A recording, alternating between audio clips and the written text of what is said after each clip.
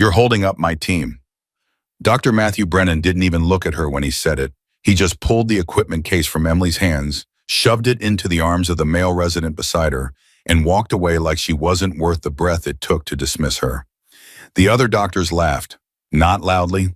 Just enough. Emily said nothing. She picked up the second case, the heavier one, the one nobody else had touched, and kept walking. She had learned a long time ago that the men who underestimated her the most were always the ones who needed her the most when everything fell apart. And everything at Chicago International Airport was about to fall apart in ways none of them could imagine. If this story already has you hooked, hit that subscribe button right now and follow this story all the way to the end. And drop a comment telling me what city you're watching from. I want to see how far this story travels. Timestamp 000. The medical response team from Mercy General had been dispatched to Chicago O'Hare at 6:47 in the morning on a Tuesday. A routine coordination drill, the kind the hospital's public relations department loved to photograph for their website. 3 senior physicians, 2 residents, 4 nurses, and Emily Carter. The poster said Elite Emergency Response. The reality was a group of people who had spent the last hour arguing about whose name appeared first on the assignment sheet. Dr. Matthew Brennan walked like he owned every room he entered, and airport terminals were no exception. He was 53 years old, broad-shouldered, with the kind of silver hair that photographed well at fundraising galas. He had performed over 400 surgeries. He had a wing of the hospital named after his father. He had never, not once in his career, been told he was wrong about anything by anyone who still wanted to keep their job. He had known about Emily Carter for 3 months, which was exactly how long she had been on staff at Mercy General. In that time, he had formed a complete and unshakable opinion of her. Young, quiet, probably book smart, the kind of doctor who did well on tests and fell apart under pressure. He had seen 100 like her, he would see 100 more. What Brennan did not know, and what would have disturbed him deeply, had he known it, was that Dr. Emily Carter had performed field surgery in temperatures that reached 114 degrees Fahrenheit. She had kept a man alive for 6 hours with improvised sutures made from parachute cord. She had been shot at, mortared, and ambushed, and she had never once lost a patient. She wasn't already losing before she got there. She was 29 years old. She looked younger. She carried the heavier bag and said nothing, and when Dr. Brennan walked past her without acknowledgement for the 4th time that morning, she simply adjusted her grip and kept pace. Carter. That was Dr. Linda Okafor, one of the nurses falling into step beside her. Linda was kind, cautious, the sort of person who chose her battles carefully. She spoke low. "He put your name at the bottom of the dispatch list again." "I know," Emily said. "You should say something."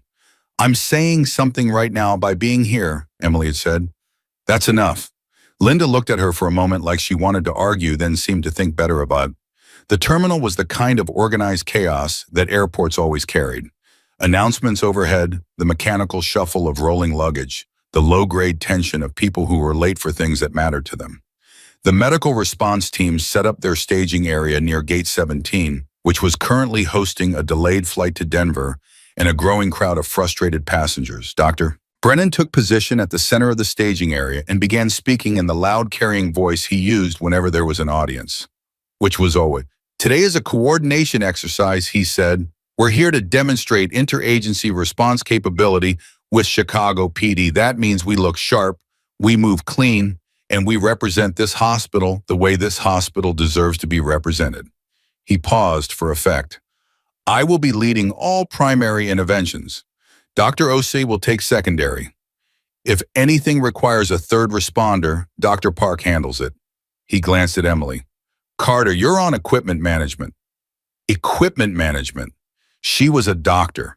She had a medical degree, a surgical residency and training that Brennan would never have clearance to even read about, and he had just assigned her to carry bags.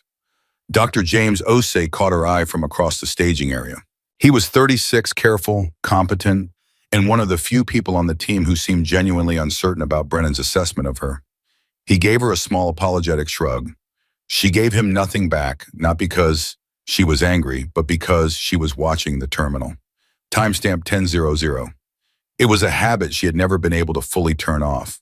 Even now, in what was supposed to be a controlled environment in an American airport in peacetime, she was reading the space.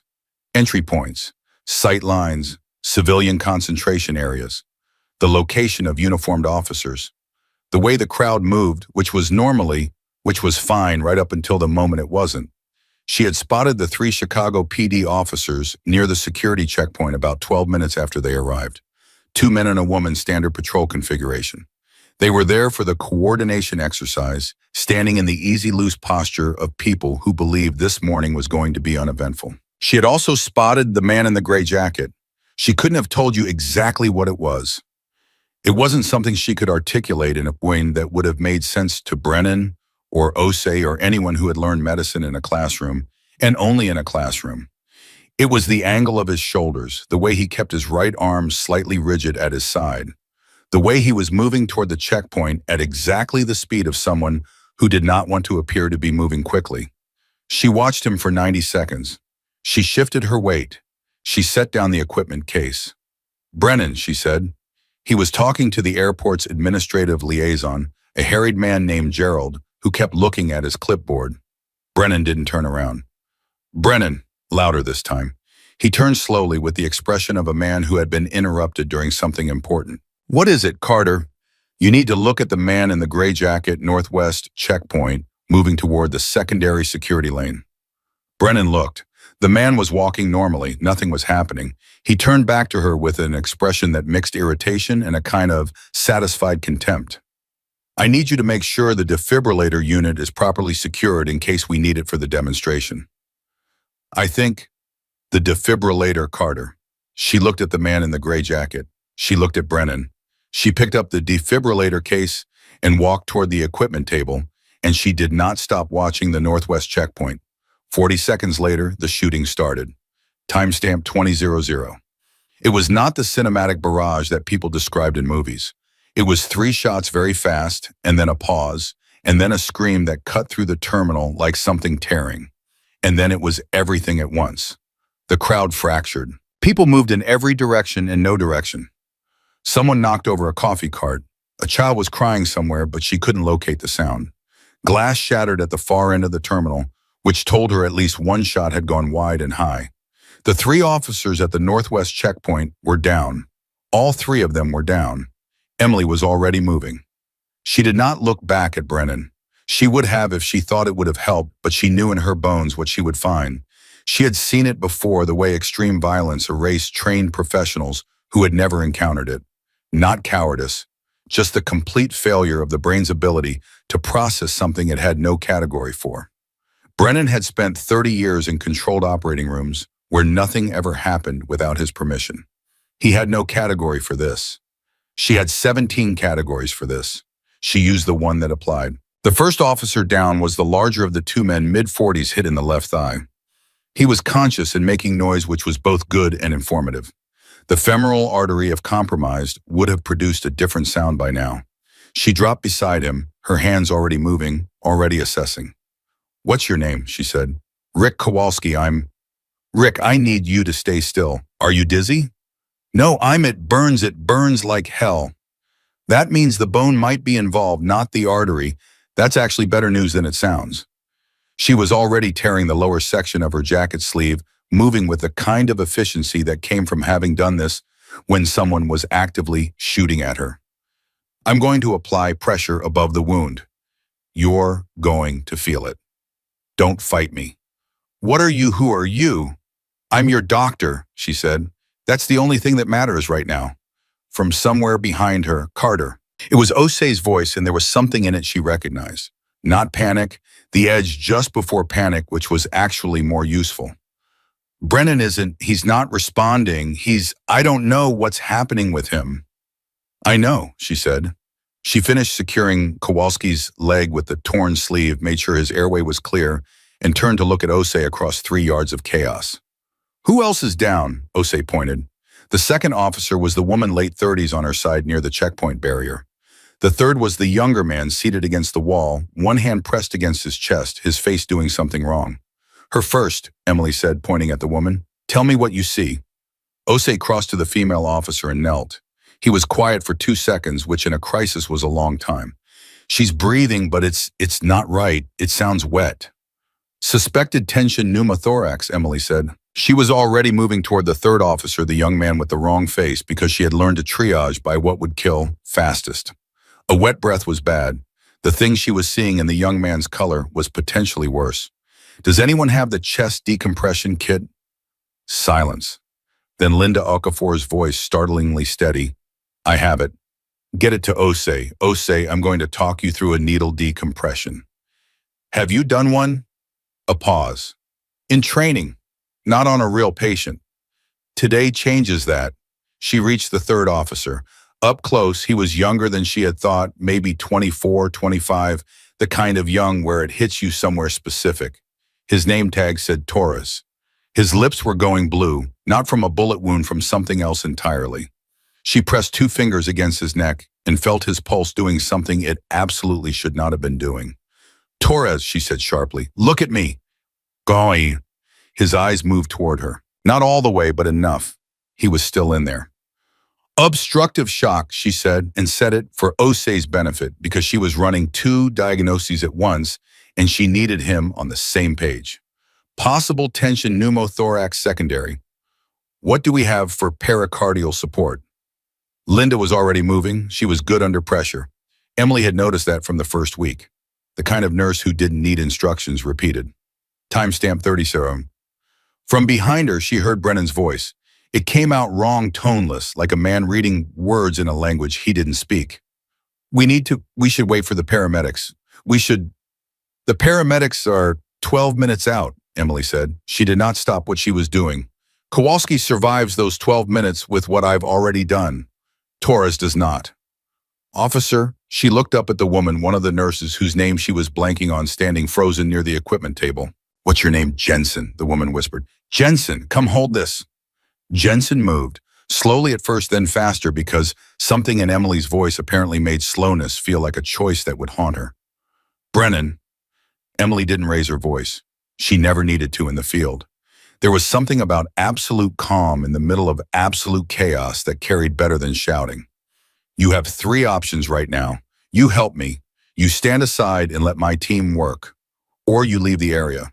What I cannot afford is for you to be in the space between those options.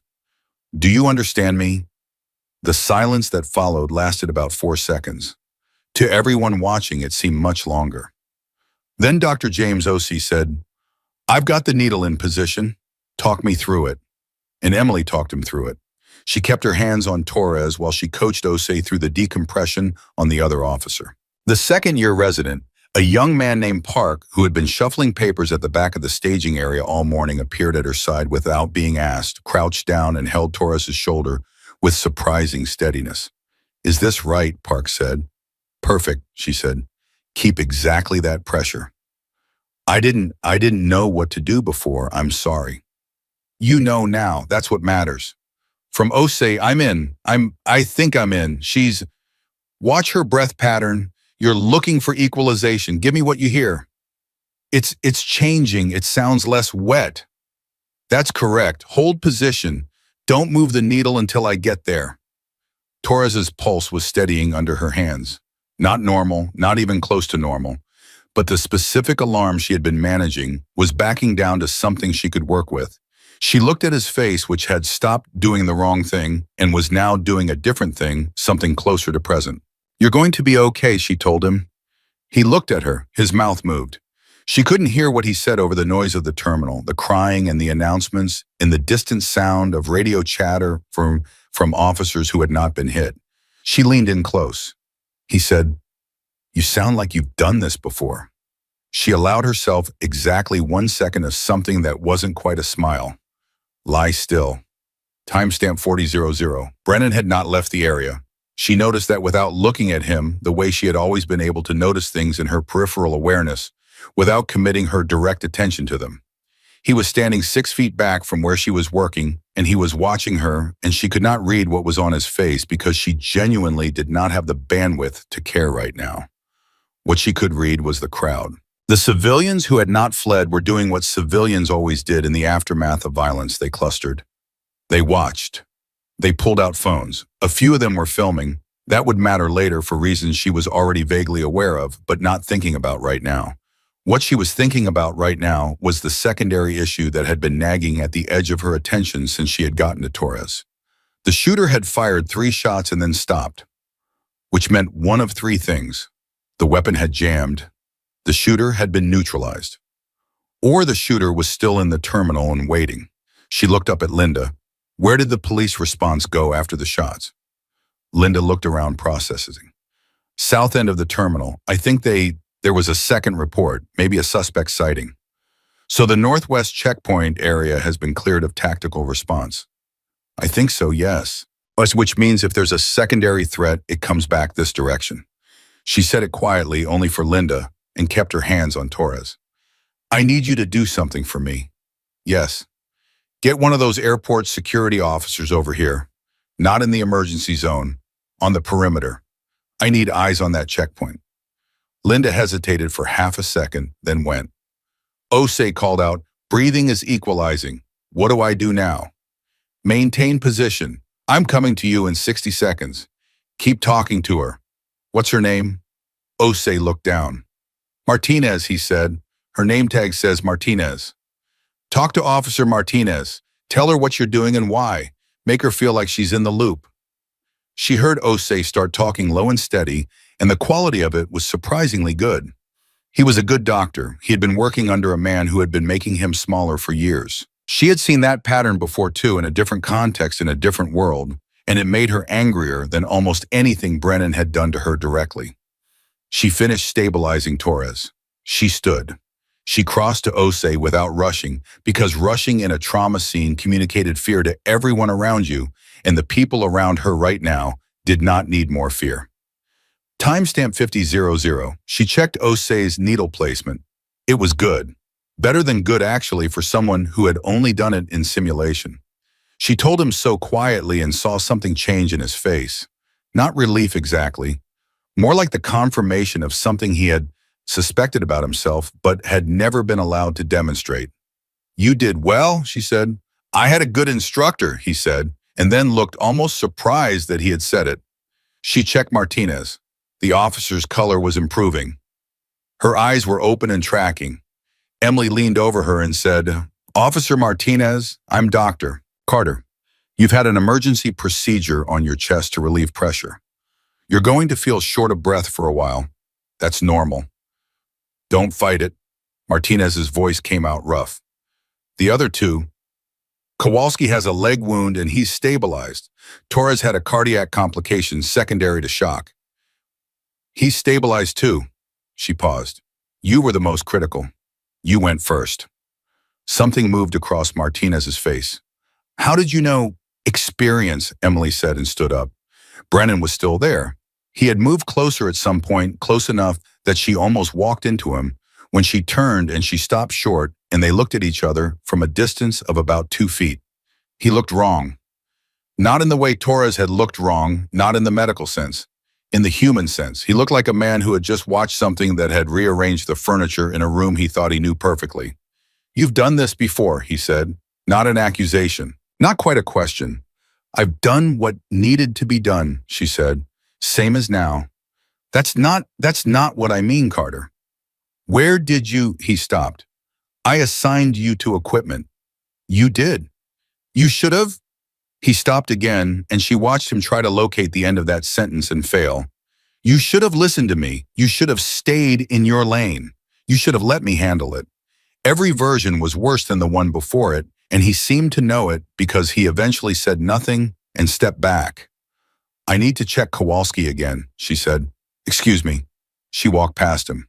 Timestamp 60:00.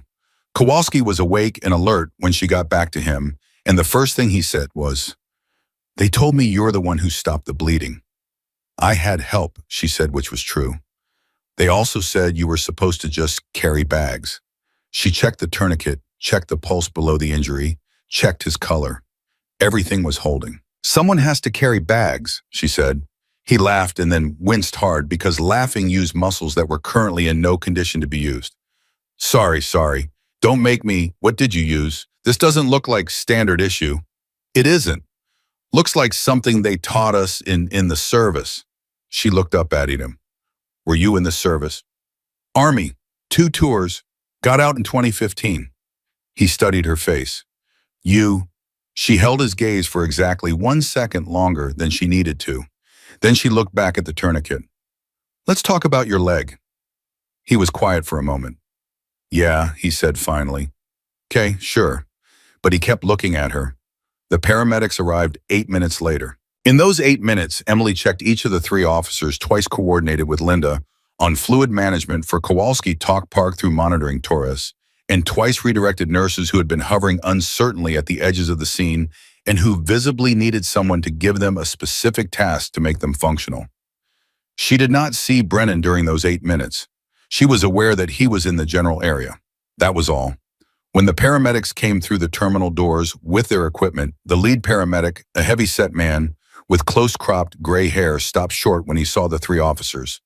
He looked at them. He looked at the improvised tourniquet. He looked at the decompression needle still in place. He looked at Torres' color return pulse steady. Then he looked at Emily. Which one of you did this? He said. Osei said nothing. Linda said nothing. Park looked at the floor. There was a silence that said everything. I managed the scene, Emily said. The paramedic walked over to Martinez first because Martinez was the one with the needle in her chest, which was the most alarming thing to walk into. He checked the placement. He checked the angle. He checked her breathing. He stood up and looked at Emily with an expression that was complicated. This is good work, he said. This is where did you train, Mercy General, she said, originally. He waited for the rest of the answer. She didn't give it to him. Timestamp 7000. Dr. Thomas Richter arrived 22 minutes after the shots were fired. He was the senior police official coordinating the department's side of the exercise that had become an actual emergency. A tall man in his mid-50s with the kind of posture that came from decades of command and the kind of eyes that came from using that command in situations that kept you awake at night. He walked through the scene methodically. He spoke briefly to each of the three officers, or tried to in the case of Torres, who was conscious but had been told to stay quiet. He spoke to the paramedics. He spoke to Linda and Osei. He did not speak to Brennan, who was sitting in a chair near the staging area with his hands on his knees and no expression at all on his face. Then he walked over to Emily. He stood beside her for a moment without speaking, looking at the three officers being loaded onto transport stretchers. When he finally spoke, his voice was low and level. Needle decompression, he said. Field tourniquet from a jacket sleeve. Improvised thoracic support. He paused. You read 3 different traumatic presentations in a live shooting scene and prioritized correctly. Yes, she said, in under 6 minutes. Approximately. He turned to look at her directly. That's not something you learn at a hospital, Dr. Carter.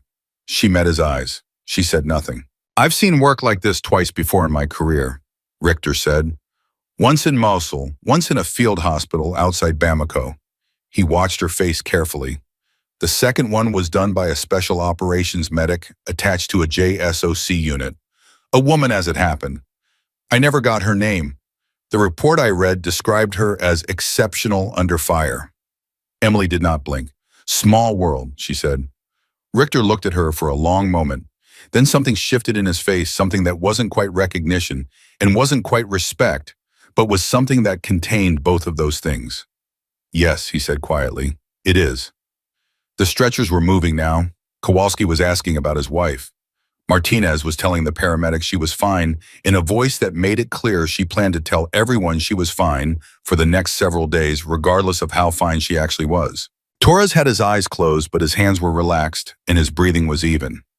And anyone who knew what they were looking for could read that as a very specific kind of okay. Emily watched them go. Behind her, she heard Brennan stand up from his chair. She heard his footsteps.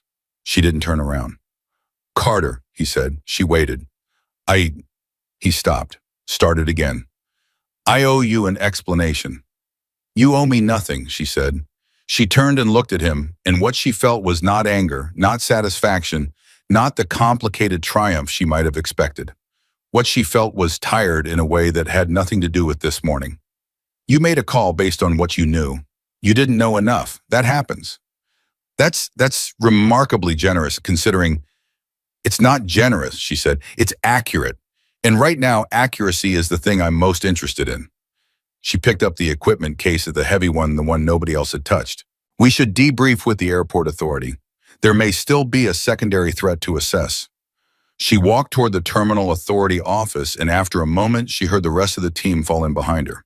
Not because she had asked them to, not because she had rank or title, or the authority Brennan had always believed belonged exclusively to him. Because she had walked into the worst possible version of this morning and walked out with 3 people who were still alive, and in the end, that was the only credential that had ever mattered. The airport authority's conference room smelled like bad coffee and recycled air, and the 12 people crowded inside it had the specific look of people who had just survived something they were still processing. Uniforms, plainclothes, investigators, hospital, staff, airport administrators, all of them carrying that particular stillness that settles in after adrenaline drains out and the mind starts trying to figure out what exactly just happened. Emily sat at the far end of the table, not the head of it. That seat was occupied by an airport security director named Hargrove, who kept adjusting his collar and looking at his phone like he expected someone more important to rescue him from this room. Richter sat to Emily's left. He had not spoken to her again since the terminal, but twice in the last 20 minutes, she had caught him watching her with that same careful assessing look, the look of a man who was quietly running a calculation he hadn't finished yet. Brennan sat 4 seats away. He had said nothing since they entered the room. He was holding a paper cup of coffee that had gone cold and staring at the table surface like it owed him something. Hargrove cleared his throat. The shooter has been taken into custody, one individual acting alone as far as we can determine. Motivation is still unclear. We'll have more from the investigators within the hour. He looked around the room. I want to commend everyone who responded today. This could have been significantly worse. 3 officers are in the hospital, Richter said. Yes, and thanks to the fast action of the medical team, all 3 are expected to survive. Hargrove nodded in the general direction of the hospital staff without making eye contact with any specific person. We're grateful for that. Dr. Carter, Richter said her name without preamble, without building up to it. He just said it clearly into the middle of the room. Every head turned toward her. Dr. Carter managed the entire medical response, Richter continued. Triaged 3 critical patients, performed emergency interventions, and coordinated her team under active threat conditions.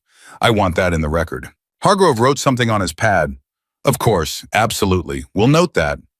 Nobody in the room looked at Brennan, which meant everyone in the room was very deliberately not looking at Brennan, which was its own kind of statement. Emily said, the team performed well under pressure, particularly Dr. Osei. The decompression procedure was his. Osei looked up from the other side of the table. She saw surprise on his face and then something deeper than surprise, something that had been waiting a long time to be acknowledged. With guidance, he said.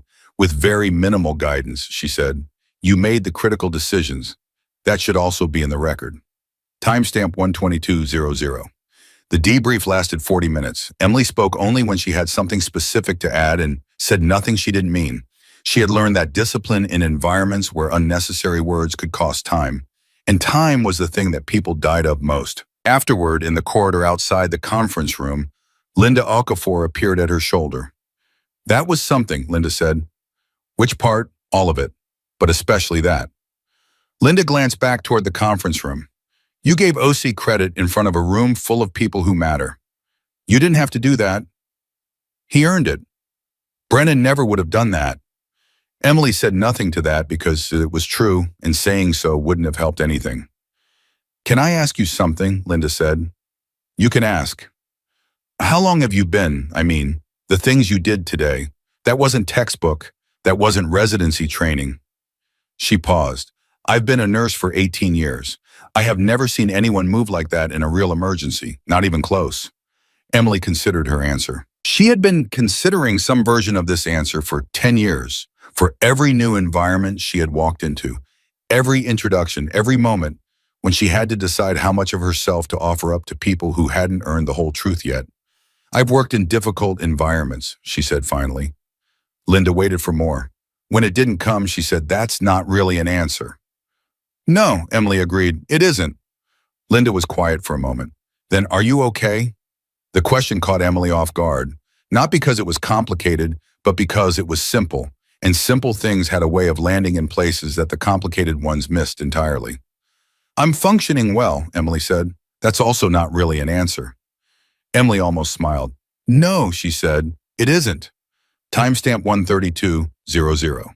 She was on her way back through the terminal, moving toward the exit where the hospital van was waiting, when she heard Brennan's voice behind her. Not the carrying voice, not the one he used for audiences. The other one, the one that came out when he wasn't performing. Carter? Wait. She stopped, but didn't turn. She heard him come up behind her and stop, and she gave him a moment to find whatever it was he was trying to say. I watched you, he said, the whole time. I was standing right there and I don't know what happened to me. I've been in emergency situations before. Difficult surgeries, complications. I've never, he stopped. I froze. I just completely froze. She turned around. He looked older than he had this morning. Not in the cosmetic sense. In the way that certain things age you in real time, the things that show you a version of yourself you weren't prepared to meet. It happens, she said. Not to me. It has never happened to me. Then you've been lucky, she said. Most people who've never experienced live trauma don't know how they'll react until they're in it. You found out today. That's not a character flaw, Brennan. That's information. He stared at her. You're being very calm about this. What would the alternative accomplish? Most people in your position would be, I don't know, angry, vindicated. I am somewhat angry, she said. I've been carrying bags and being called inexperienced for 3 months by a man who didn't bother to ask a single question before forming his opinion. That part I'm not thrilled about. She held his gaze. But that's separate from what happened today. What happened today was an emergency. Emotions about the other thing don't belong in that space. He was quiet for a long moment. Where did you learn to do that? Separate them like that? She looked at him for a long moment. Something she almost never did, which was decide to give someone more than they asked for. The first time someone died on me in the field, she said. I was 22 years old. I was in a situation I am not going to describe to you in detail. The medic who trained me had told me the night before that the most dangerous thing in a trauma situation wasn't the wound. It wasn't the weapon. It was the moment when the person doing the treating confused their feelings about what was happening with the actual work of what needed to be done. She paused. He died 3 weeks later.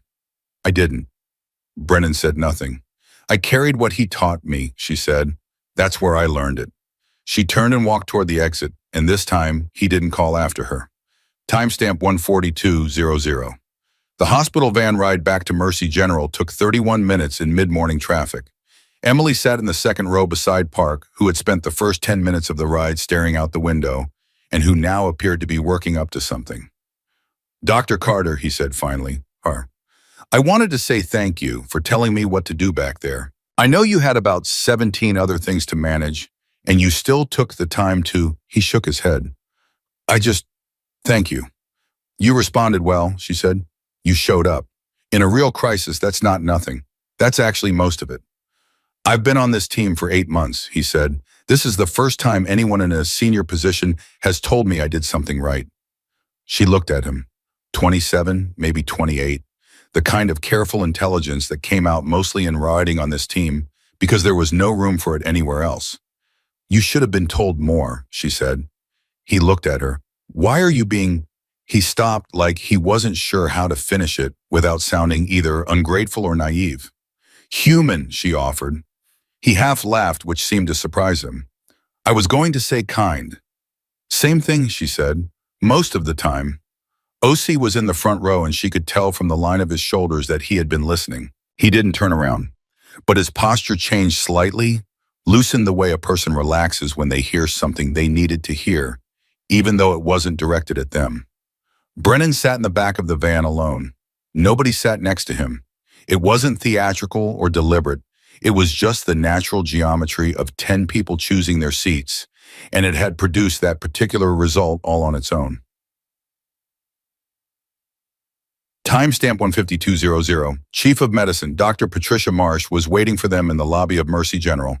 This was unusual enough that Emily clocked it the moment she walked through the main doors. Marsh was 58, precise the kind of administrator who had gotten where she was by being exactly as formidable as she appeared, and occasionally a great deal more so. She did not come to lobbies to receive returning field teams.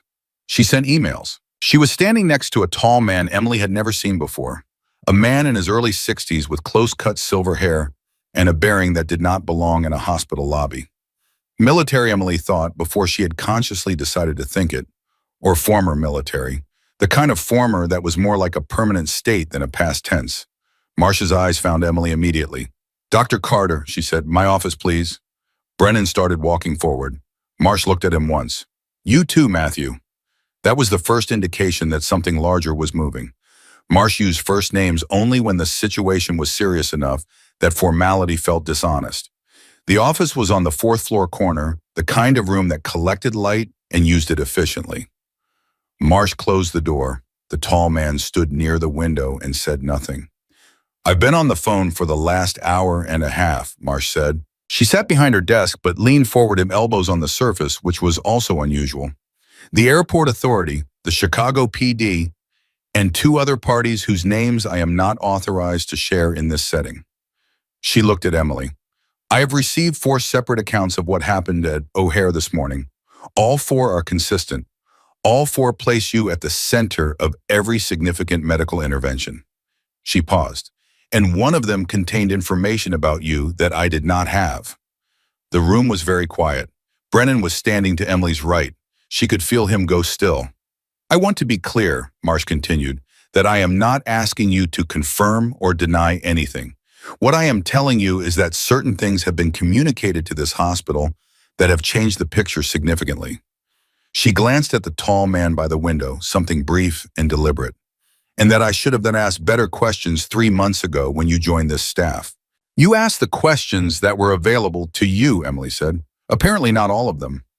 The tall man spoke. His voice was even neutral, the voice of someone who had spent years in rooms where neutrality was a survival skill. "Dr. Carter, my name is Caldwell. I work for an agency that I'm also not going to name in this setting." A pause. "We've been aware of your current position since shortly after you took it. We've respected your choice to step back from operational work." Another pause, measured and deliberate. "The events of this morning have made that awareness relevant in ways that were not anticipated." Emily looked at him. She did not let anything show on her face because she had trained for exactly this kind of conversation. The conversation where someone from a world she had left tried to walk back in through a door she had quietly closed.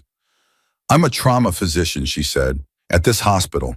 That's my current position." "Yes," Caldwell said, "it is. And then I'm not sure what the relevance is." 3 critically injured officers are alive this morning because of your interventions," Caldwell said. "One of those officers was carrying intelligence relevant to an ongoing federal investigation.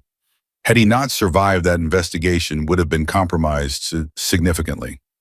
He let that sit in the air for a moment. "Your actions this morning had consequences that extended beyond the medical." Timestamp 20200. Emily felt something cold and familiar move through her. Not fear, nothing more specific than fear. It was the feeling of a world she had left reaching back and showing her that leaving was not quite as clean as she had believed. "I stabilized injured people," she said. "That's what I do. Whatever else those people were carrying, that's not something I factored in, and it's not something I would factor in." "We know," Caldwell said. "That's not what this is." "Then what is this?" Caldwell and Marsh exchanged a look. Marsh spoke. "This is partly a conversation about your role here, at this hospital, going forward." She opened a folder on her desk, looked at something, closed it again. "What happened this morning was observed by a significant number of people. Several of those people are filing incident reports that describe your actions in specific detail. The paramedic team lead, a man named Voss, gave a statement that I have been told was quite extraordinary in its language." She looked up. "People are going to ask questions, Emily, about your training, about your background, about why a doctor who was assigned to carry equipment today performed field procedures that most combat-trained medics would have struggled with." "Let them ask," Emily said. "You may not want the answers to be public," Caldwell said, and it was not a threat.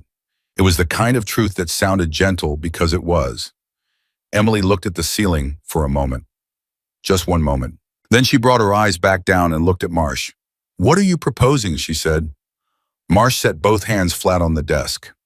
I'm proposing that Mercy General formally acknowledges what it has in you, that we stop pretending you're an ordinary emergency physician and start treating you like the asset you actually are. She glanced at Brennan, who had not moved or spoken since they entered the room. I'm also proposing some organizational changes that reflect the realities of this morning. Brennan's voice came out flat. What kind of organizational changes? Marsh looked at him. The kind that are appropriate, Matthew, given the demonstrated capability of the people on your team. Patricia, the debrief report from the airport authority describes your response to the incident as absent, Marsh said, and her voice was not cruel, but it was completely without softening. The senior paramedic's report says he found 3 stabilized patients and a chief surgeon seated in a chair. I've known you for 22 years, and I am not interested in what you have to say in your own defense right now. I'm interested in what we do next. She paused. For all of you. Timestamp 2/12/00. The silence in the room had the particular quality of something that had shifted permanently and knew it. Brennan sat down. He put his hands on his knees and stared at the floor, and Emily watched the last of his architecture give way in real time. Not with satisfaction, not even with the complicated relief she might have expected, just with the specific sadness of watching someone recognize something about themselves they had been successfully avoiding for a very long time. I should have listened to you, he said. He said it to the floor, not to her, but it was meant for her. At the terminal, when you told me to look at the man in the gray jacket, I should have listened. Yes, she said. Why didn't I? Because you didn't believe I had anything useful to say, she said. Not because you were a bad doctor, because you had decided who I was before you ever saw me work. He looked up at her then. His eyes were red at the edges, which surprised her. I've done that my whole career, he said. Haven't I? She didn't answer because it wasn't a real question. Caldwell moved away from the window. I'll leave the internal matters to you, Dr. Marsh. He reached into his jacket, produced a card, and placed it on the desk. It had no logo, no title, just a phone number. He looked at Emily. The officer, Torres. He wanted me to give you something. He reached into his other pocket and brought out a small folded piece of paper. He wrote it before they took him into surgery. Emily took the paper. She didn't open it in front of them. He's going to be all right, Caldwell said. The surgical team is optimistic. Good, she said, and meant it simply. Caldwell nodded once and left. The door closed quietly behind him. Marsh looked at Emily for a long moment. How are you holding up? I've been asked that twice today, Emily said. Still working on the answer. Well, Marsh said with something that was almost warmth, you have time to work on it, for once. She paused. I'd like you to come back tomorrow for a full review. Your role here is going to look different by the end of next week. I want to discuss what that looks like with you before I announce anything formally. All right, Emily said. And Emily. Marsh waited until she had her full attention. I'm sorry it took this morning for this conversation to happen. That's on me. I should have looked harder. Emily held her gaze. I'm not easy to look at, she said. I planned it that way. She walked out of the office with the folded paper in her hand. She didn't open it until she was alone in the hallway, standing near the window at the end of the corridor, where the city stretched out below her in the gray Tuesday morning. She unfolded it. Torres's handwriting was unsteady, the handwriting of someone who had written while his hands were still shaking, but the words were clear. It said, I don't know who you were before today, but I know what you did. My daughter is 6 years old. Because of you, she still has a father. Whatever you're hiding, it's worth something. Don't let anyone tell you different. She folded the paper again. She put it in the pocket closest to her chest. She stood there for a moment with her hand flat against the pocket. The city moved below her, indifferent and enormous, full of emergencies that hadn't happened yet, and people who didn't know they were going to need someone like her before this was all over. She had come to Mercy General to be quiet, to be invisible, to trade the weight of one world for the simpler, smaller weight of another. She had planned it carefully, the downshift, the deliberate invisibility, the carrying of bags without complaint. She had not planned for a Tuesday morning in November when a man in a gray jacket decided to change every calculation. Osei was waiting in the corridor when she turned away from the window. He was leaning against the wall with his arms crossed and the expression of someone who had decided to be somewhere on purpose. I saw Caldwell leave, Osei said. She looked at him. You know who he is? I know what that posture means.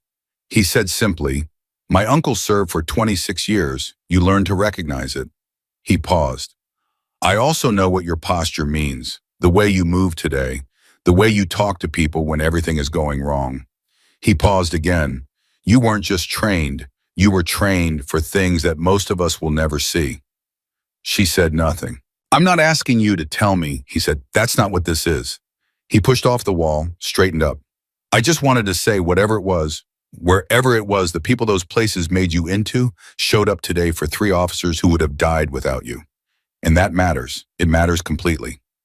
She looked at him for a long moment. You're going to be a very good Dr. Osei. You already are. But after today, you're going to be a great one. He looked at her like she had given him something he didn't have a container for yet. How do you know that, he said. Because when it mattered, Mom, she said, you moved.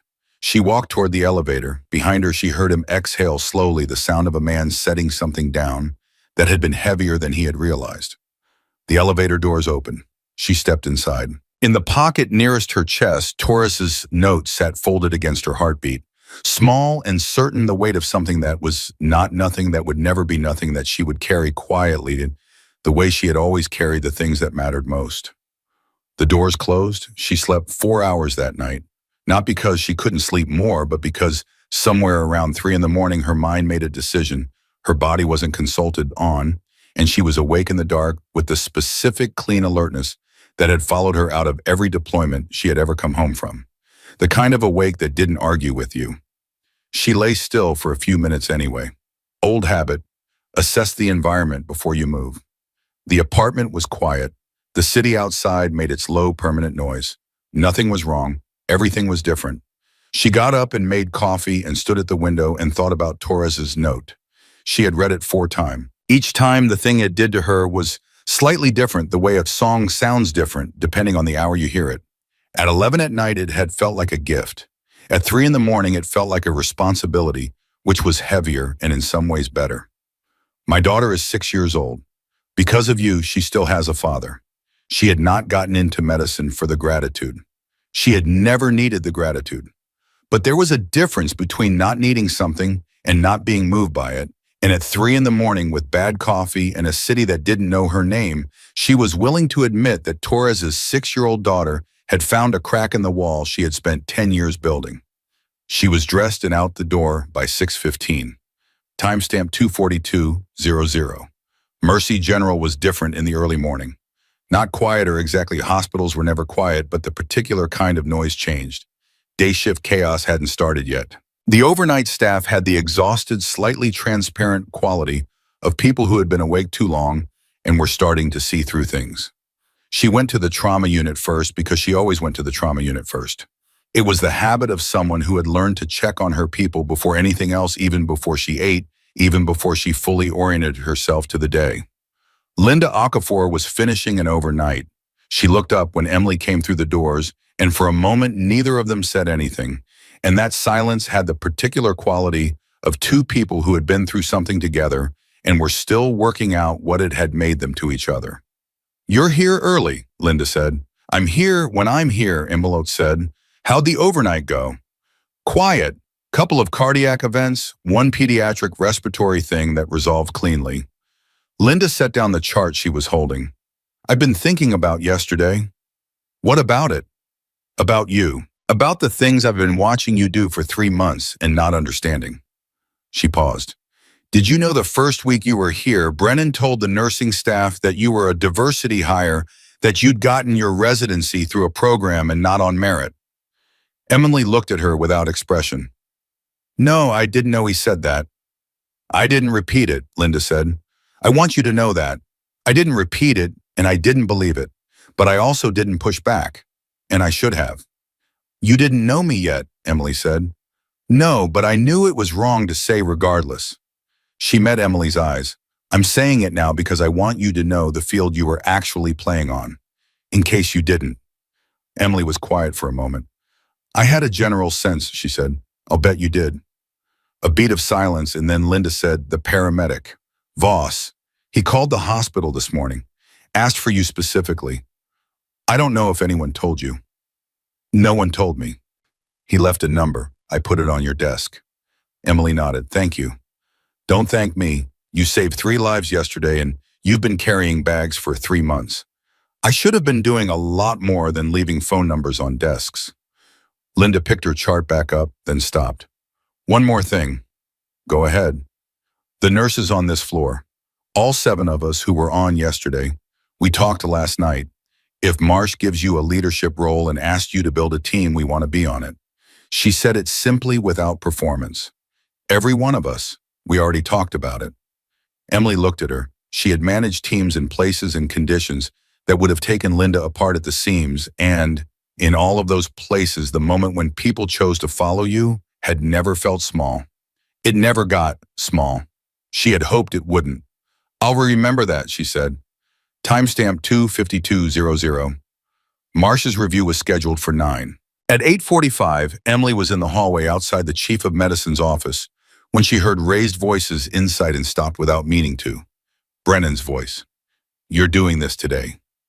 You're doing this 2 days after a field incident before anyone has had time to. I'm doing this today because yesterday happened yesterday and this hospital has been structured incorrectly for longer than yesterday. Marsh's voice was the kind of level that took serious effort to maintain. Matthew, sit down. Patricia, I have been chief of trauma surgery at this institution for 11 years. 11 years. You don't restructure around one incident. I'm not restructuring around one incident. I'm restructuring around 11 years of information I should have been using differently. A pause. Sit down. Silence. Emily moved to the side of the corridor and waited. 30 seconds later, Brennan came out. He stopped when he saw her. The two of them stood there in the corridor with everything that had happened between them, sitting in the space, not comfortable, not resolved, just present. She's ready for you, he said. Thank you. He started to walk past her, then stopped. Carter. He turned back. He had the look of a man who was going to say something true, even though it was going to cost him to say it. I spoke to Torres's surgical team this morning. He came through the night well. They're moving him to recovery by noon. I'm glad, she said. The decompression you coached OC through. The surgical team said if it had been done 10 minutes later, Martinez would have lost the lung. He paused. I want you to know I understand what that means. She said nothing because she understood it too, and because there was nothing to add to it. I'm meeting with Marsh this afternoon, he said, about my role going forward. He looked at the floor for a moment and then back up at her. I don't know what that looks like. I don't know if there's a version of this where I stay on the trauma floor. And it isn't. I don't know how that works for the team. That depends on what you do with what you learn, she said, which was what, in your estimation, that being the most experienced person in the room doesn't make you the most capable person in the room, she said, and that those two things should have always been different in your head. He looked at her for a long time. When I saw you working on Torres, he said slowly, the way you were talking to him while you were also talking to Ose, monitoring 2 patients, coaching a procedure, reading the crowd for secondary threats. All at once. He shook his head. I have never seen anything like that outside of, I don't know where I've seen that. Maybe I haven't. You've seen it now, she said. She went into Marsh's office. Timestamp 3:02:00. Marsh had the folder open again. This time she didn't close it when Emily sat down. I want to be direct with you, Marsh said. I have a proposal and I want your honest response to it. Not a polite response. Honest. All right. I want to create a new position, lead trauma physician with expanded educational mandate, which means you run primary trauma response for this unit you build and train the team, and you develop a curriculum in advanced emergency intervention that we offer to staff, to residents, and through a partnership I'm in early discussions about with the Chicago PD's Medical Training Division. She paused. Voss called this morning as well. He wants to talk about cross-training with the paramedic teams. He used the phrase once in a generation to describe what he saw you do yesterday, and Voss is not a man who uses phrases like that. Emily sat with that for a moment. The curriculum, she said, how much latitude do I have? Complete latitude. If I determine that standard emergency protocols need to be revised for this unit based on what I know about real trauma scenarios, I can revise them. With documentation and my approval, yes, which you will have. And the team's selection? Yours. Emily looked at the folder. What does Brennan's role look like in this structure? Marsh was quiet for a moment. I'm asking him to step back to a surgical advisory position. His skills in the OR are genuinely exceptional. That part of what he does isn't in question. But the leadership of the trauma response unit needs to be you. She paused. Is that a problem? I want him to have a path back into the team, Emily said. Not immediately, but I don't want the structure to be designed to exclude him permanently. What happened at O'Hare wasn't cowardice. It was a man encountering something he had never been prepared for. If he's willing to do the preparation that should be available to him. Marsh looked at her with an expression that Emily couldn't immediately categorize. You're asking me to leave a door open for the man who spent 3 months telling this staff you were a diversity hire and an inexperienced liability. He was wrong, Emily said. Well, people who are wrong can learn they're wrong. If they can't, that becomes clear quickly, and you close the door then. But you don't close it first. Marsh sat back in her chair. She was quiet for a long moment. You know, she said finally, when I make an error of judgment, I usually know it within about 48 hours. It took me 3 months this time. She tapped the folder. That won't happen again. I'm going to hold you to that, Emily said. And for the first time in what felt like a long time, Marsh smiled. It was a small smile, the kind that didn't need to be large to mean something. Timestamp $3. I bust you 31200. The hospital moved around her for the rest of the morning, the way it always had. All the ordinary emergencies that never made the news, the chest pains, and the broken bones, and the children with fevers that spiked in the night. Emily worked her shift. She did not walk differently, or speak differently, or carry herself with any signal that anything had changed. But things had changed. She noticed it in the way people moved around her. Not with deference, not the formal kind of deference that would come with a title change and a staff memo. Something more basic than that. The kind of shift that happens when people recalibrate who someone is in their understanding of the world. A nurse she barely knew by name stopped her in the hallway at 11 to say, I heard about yesterday. What you did was incredible. Emily thanked her and kept walking. A resident she had never spoken to directly approached her near the intake desk and said, Is it true you did a needle decompression in the field without an ultrasound? Yes, she said. How's experience, she said, in paying attention to what a patient's breathing actually sounds like versus what we're trained to expect it to sound like. She stopped walking. Why are you asking? The resident, a young man with the kind of focused energy that reminded her of herself at that age, said, Because I want to understand how to do what you do, not the technique. I can look up the technique, the decision-making, how you know what to do when everything is wrong at once. She looked at him. His name tag said Dr. W.U. first year. Come to the trauma unit at 7 tomorrow morning, she said. Bring a notebook, not a phone, a notebook. His eyes widened slightly. Seriously? I won't say it twice, she said and kept walking. Timestamp 32200. At 12:30, she went to the recovery unit. Torres was awake. He was propped at a slight angle, the kind of careful positioning that surgical recovery required, and he had color back in his face that had not been there when she last saw him. His daughter, the 6-year-old, was sitting beside the bed eating a granola bar and watching a cartoon on a tablet with headphones. She glanced up at Emily with the brief evaluating look of a child who was used to adults appearing and trying to be important. Torres's wife was standing on the other side of the bed, a woman in her mid-30s with the particular look of someone who had been awake all night crying and was now running entirely on the relief that comes after the worst thing you expected doesn't happen. Dr. Carter, Torres said. His voice was rough but present, the sound of someone who was back from somewhere very far away and was taking it room by room. How's the chest, she said. Hurts like you put a needle in it. That's accurate. His wife made a sound that was half laugh and half something else entirely. I'm sorry, she said. I'm Diane. They told us what you did. The paramedic told us, and then Richter called and told us more, and she stopped, pulled herself together with visible effort. Thank you. I don't have a word big enough for it, but that one's what I have. He did the hard part, Emily said. He stayed conscious long enough for me to work. That's not nothing. Torres looked at her. His eyes had the quality she had seen in soldiers who had come close to something and knew it the particular clarity of people who had looked at the rest of their life from the far side of not having one. "I wrote you that note," he said. "I don't know if they gave it to you." "Caldwell gave it to me," she said. Something moved across his face. "You know Caldwell." "Not well," she said carefully. Torres was quiet for a moment, processing something. "He came to see me this morning, before the surgery.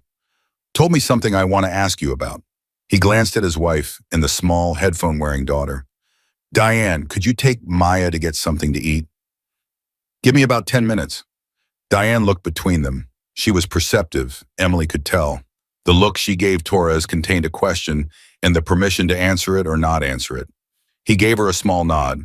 She took Maya, who protested briefly about the granola bar, and they went.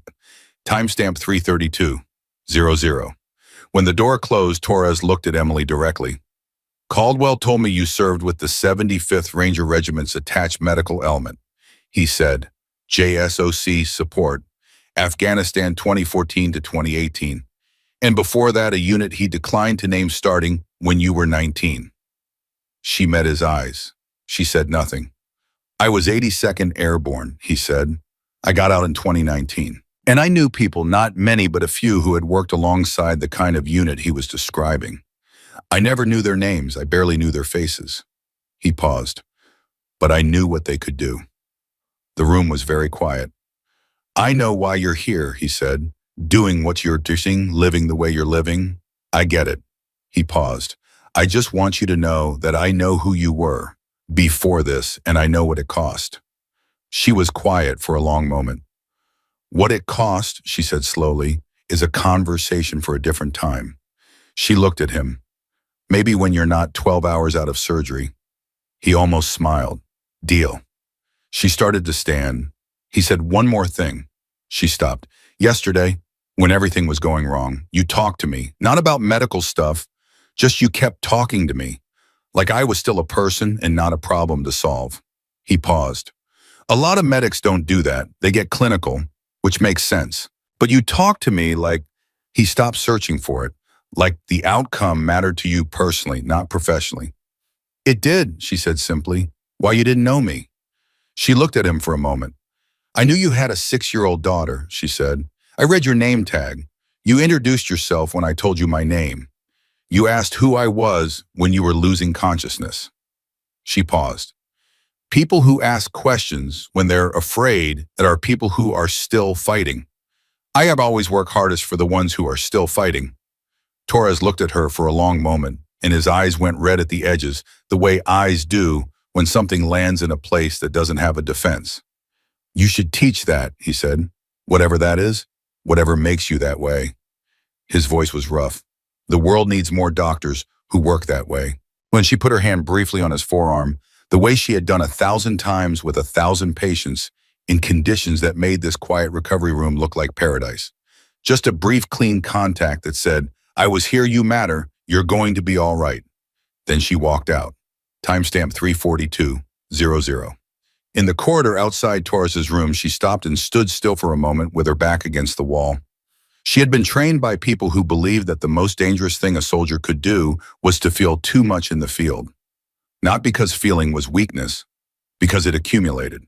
Because if you let every face become a face you knew, and every name become a name, you carried the weight of it, eventually became the thing that got you killed. You processed it later. You survived first and felt it second. She had survived first for 10 years. She was starting to feel it second, and the feeling was larger than she had expected it to be. Her phone buzzed. She looked at it, a text from a number she didn't have saved, which told her exactly who it was from and how they had gotten her number. It said, "The investigation Torres was carrying. We need him to make a statement before the defense team files an injunction. He can't do that from a recovery bed alone. We need a medical liaison who can facilitate the deposition environment safely. You're the only person at that hospital with the clearance to be present. Call me when you're ready to discuss." She read it twice. She put the phone in her pocket. She had left that world because it had taken everything she gave it and then asked for more. And because she had decided that she wanted to save lives in a place where the saving was clean and final and didn't come with a file number and a classification level. She had wanted to practice medicine without the additional weight of things she couldn't talk about in a hospital corridor. And now the corridor was right here, and the other world was in her pocket. And the 6 feet between those two things was closing faster than she had the ability to manage. She took the phone back out. She looked at the message again. Timestamp 3:52:00. She didn't call, not yet. She went back to work first because that was the thing she knew how to do. And because the two incoming traumas that hit the floor at 1:15 needed her more than Caldwell did. The first was a construction worker, third-degree burns across his right arm and shoulder from a chemical exposure on a site 2 miles away. The second was a teenage girl, 17, rollover accident, cervical precautions, borderline on the spinal imaging. She moved between them with the economy of someone who had stopped wasting motion a long time ago, calling orders, adjusting assessments, overriding a junior resident's initial burn treatment protocol, because it was based on a guideline that hadn't been updated to account for the specific chemical class involved. How do you know which chemical it was?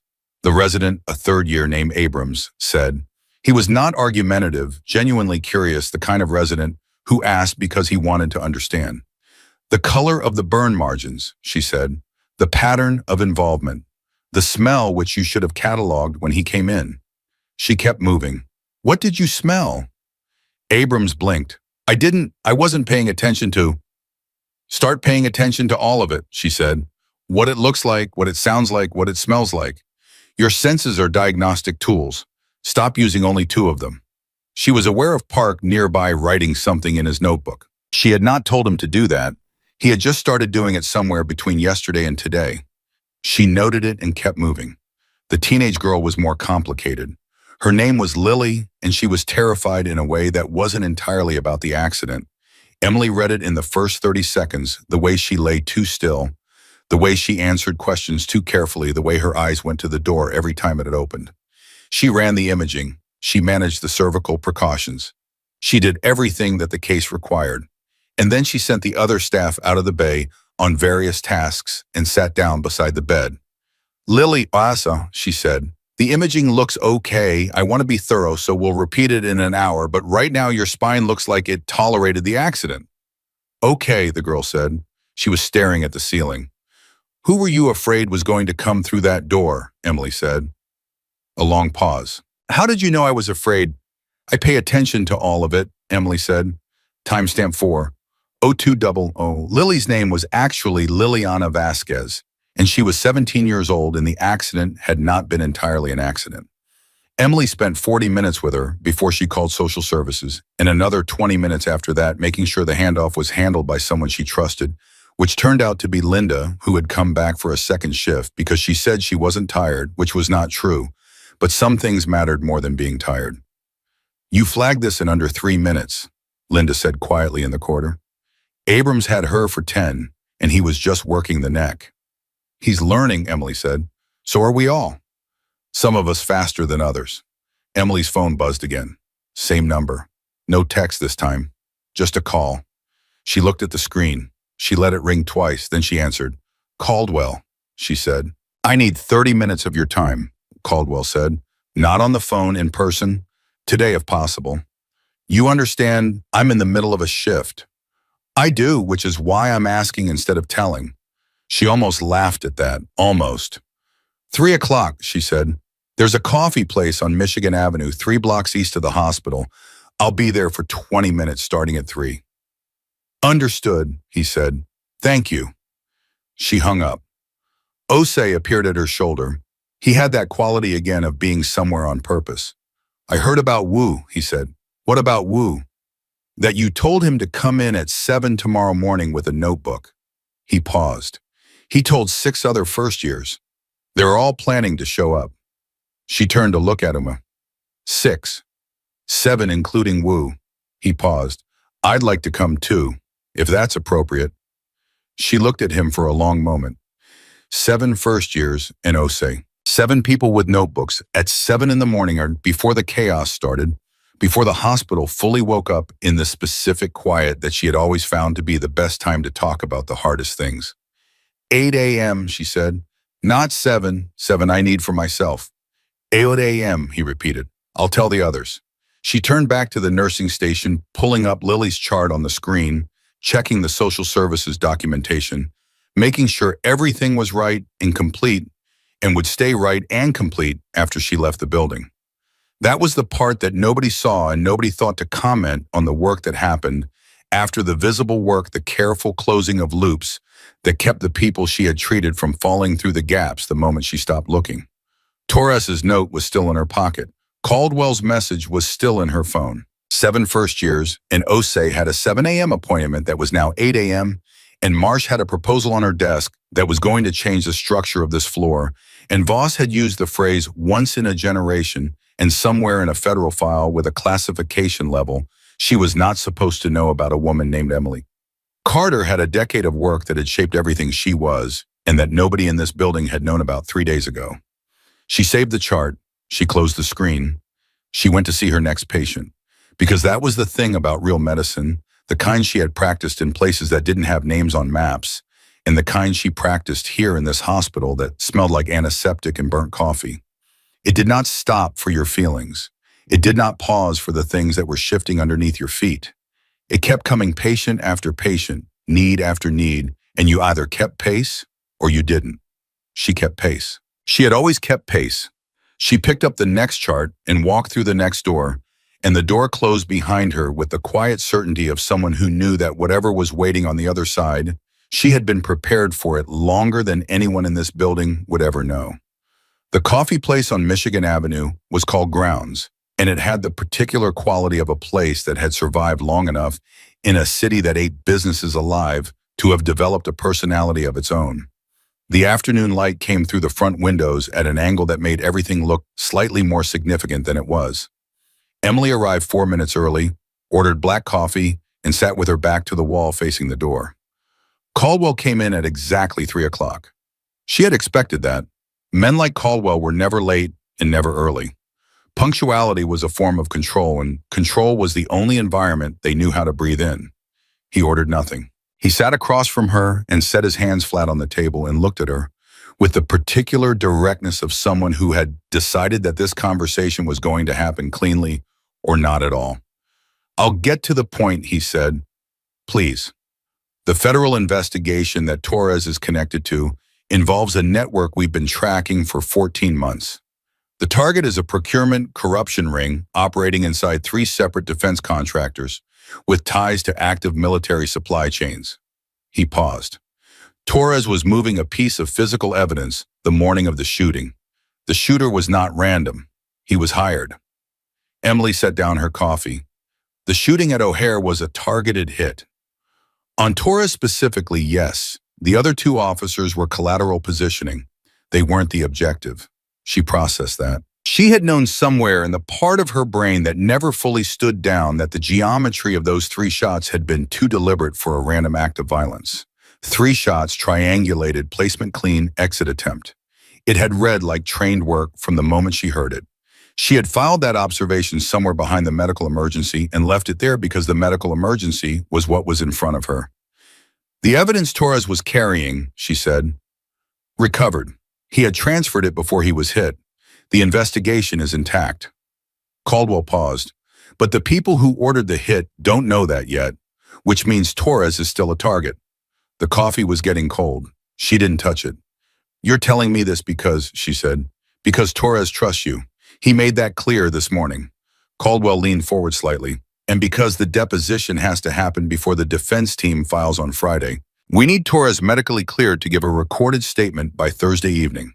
His surgical team says the recovery is on track, but they want a trauma physician present for the session as a precaution, given the cardiac complication." He paused. "He asked for you specifically, by name. Who else knows about the deposition?" "At the hospital, currently no one." "Marsh?" "Not yet. That's the other part of this conversation." He looked at her steadily. "I need your read on her. Whether she can be brought in quietly. Whether she holds." Emily looked at him for a long moment. "Patricia Marsh has been running a level 1 trauma center in one of the most complex urban environments in the country for 16 years, she said. She's managed mass casualty events, a departmental corruption scandal in 2019 that she reported herself and a board that spends half its time trying to replace her. She holds fine." "Good." Caldwell reached into his jacket and put a single folded page on the table. "Read that. Don't take it with you. Memorize what you need." She read it. It took her 90 seconds. She folded it back and pushed it across the table. Thursday at 6 p.m., she said. Torres's room. We'll have the floor secured from 5:30. She looked at him. There's something else. He didn't deny it. That was one thing about Caldwell that she had always been able to work with. He didn't pretend. The person who hired the shooter, he said. We have a name. We have evidence. What we don't have yet is enough to prevent them from moving against Torres again before Friday. He paused carefully. The name is someone you may recognize. Timestamp 42200. He told her the name. She sat very still for a moment. Then she picked up her cold coffee and drank it like she needed something to do with her hands. The name was Colonel Warren Hatch, retired. Currently a senior consultant for one of the 3 defense contractors under investigation. A man she had last seen in a debrief room in Bagram in 2017, a man who had shaken her hand and told her that her work had been exceptional and that the Army was fortunate to have her. A man she had trusted. How long have you known, she said. Her voice was level. She made sure of it. 14 months, Caldwell said, since the investigation opened. And you didn't think that was information I needed? You were out, he said. You had chosen to be out. Bringing you that information would have been a courtesy, she said. A complication, he said, which I didn't have the right to put on you. He paused. I'm putting it on you now because now there's no way around it. She set the cup down. She looked at the table. She thought about Hatch, not the way she usually did, when something from that world surfaced, not with the careful, managed distance she had cultivated over the years. She thought about the specific texture of who he had been in rooms. She had been in the authority of him, the confidence, the way he had always made it feel like the work they were doing was righteous. She thought about Torres's daughter eating a granola bar in a recovery room. All right, she said, you're in. I'll be there Thursday at 6, she said. Don't be late. She stood, left the coffee on the table, and walked out without looking back. She had learned a long time ago that looking back in those moments cost you something you needed for what came next. Timestamp 432:00. She was back at the hospital by 3:40. The afternoon shift was at full pitch, the particular controlled noise of a trauma floor that was managing 4 simultaneous cases with 1 resident down sick and a supply delivery that had been late and disrupted the flow of the morning in ways that were still rippling through the afternoon. She walked into it and the chaos parted around her the way it had started doing in the last 2 days. The staff adjusting their orbits slightly, making room with a different quality than they had before.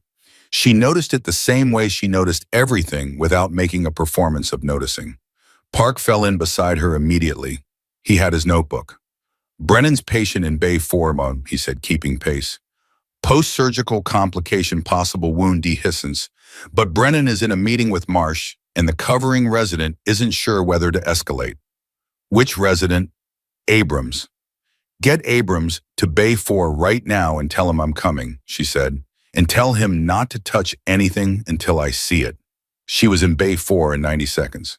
The patient was a 58-year-old man named Gerald Farrow, 3 days out from an abdominal surgery that Brennan had performed, now running a fever of 101.4 and presenting with the specific tenderness pattern around the incision that Abrams had correctly identified as a problem and had then stood in front of without doing anything because he didn't know whose authority to act under.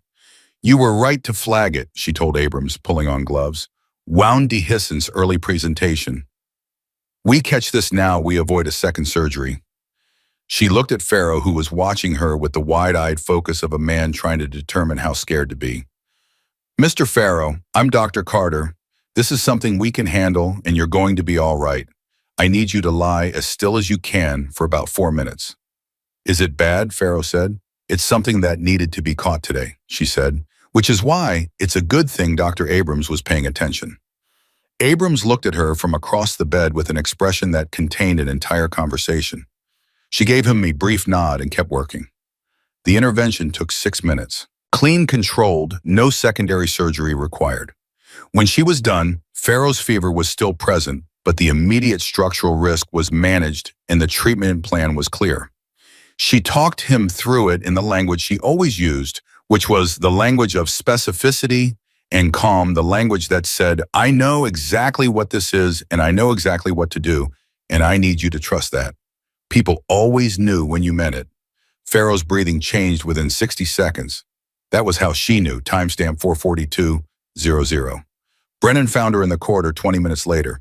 He had come from Marsh's meeting, and he had the look of a man who had just had a hard conversation handled with as much grace as a hard conversation could be handled with.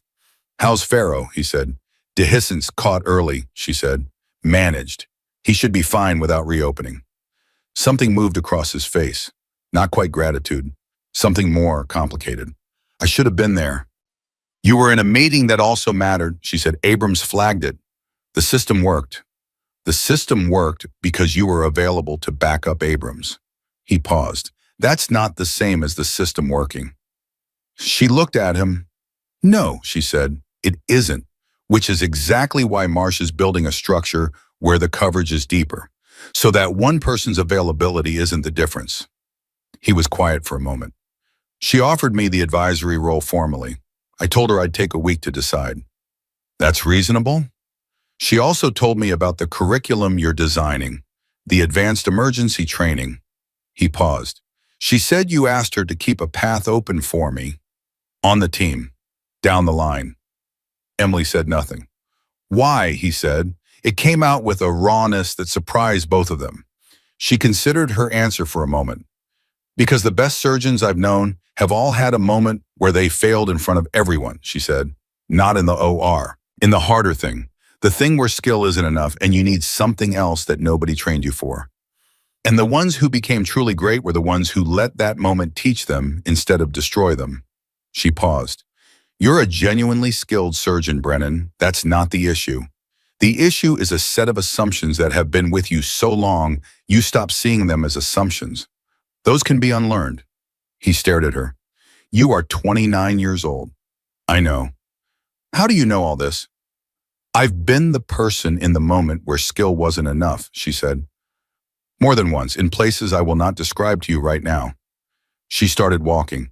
"Take the week, Brennan. Figure out what you want. Then make a decision you can live with for the next 20 years. She left him standing in the corridor and went back to work. Timestamp 452:00. At 5:30, Richter called. She took the call in the stairwell between the third and fourth floors, which was the closest thing to privacy the hospital offered at this hour. "The deposition is confirmed for Thursday," he said without preamble. "Caldwell briefed you." He did.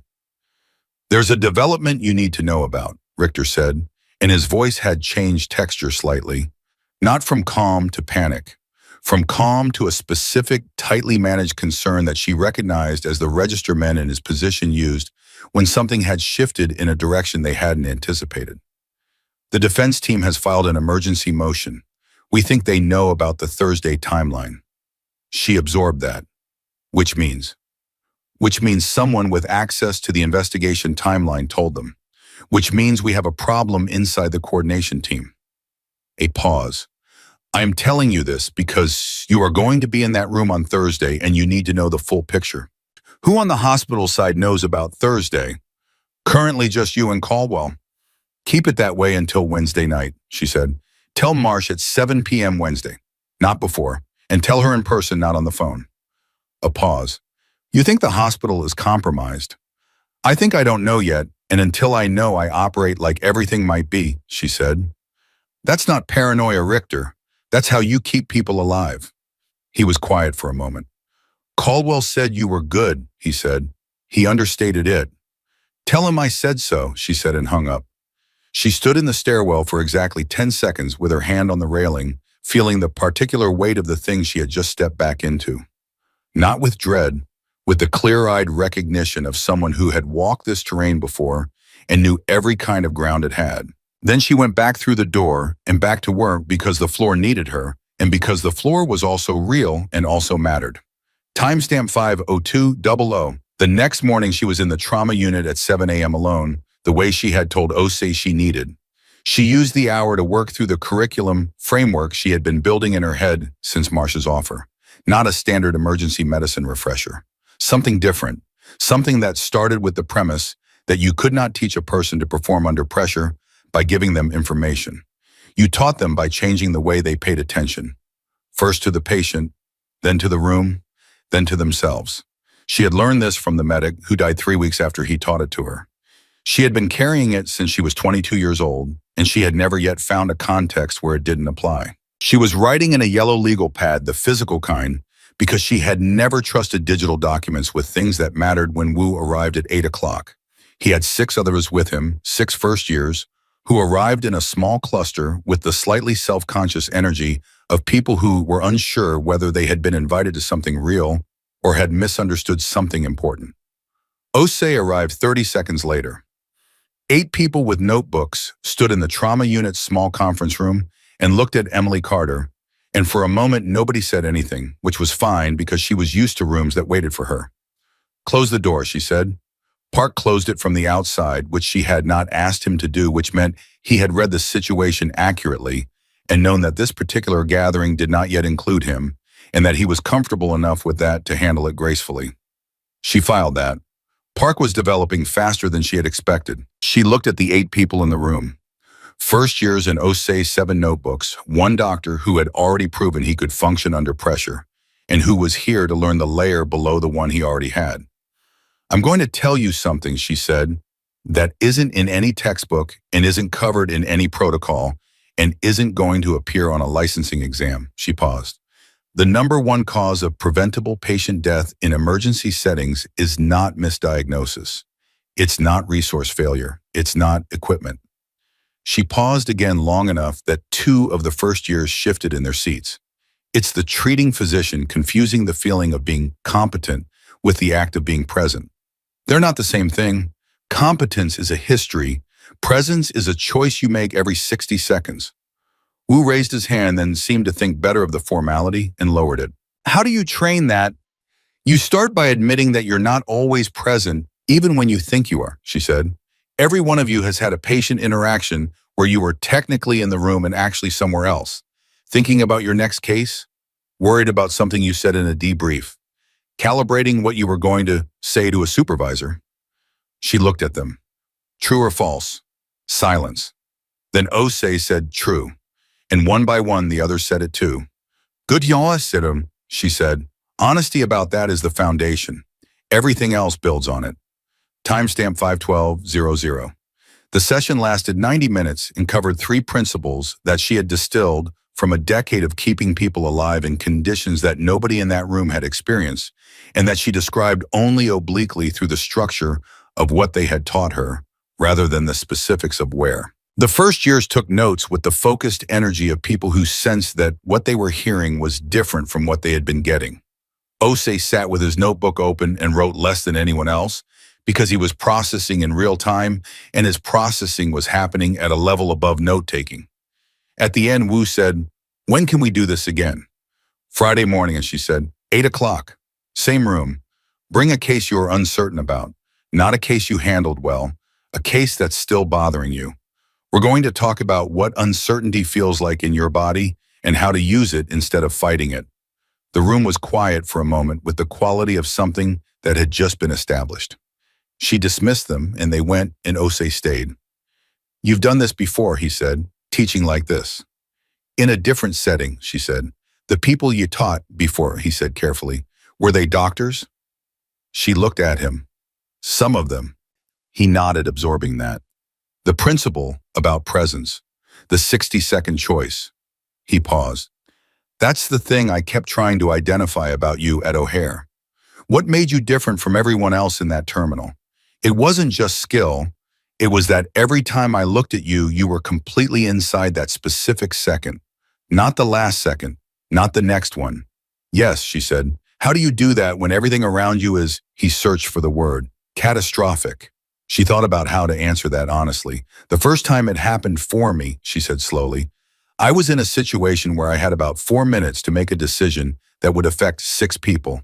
And I was paralyzed for the first 30 seconds because I was trying to think about all 4 minutes at once."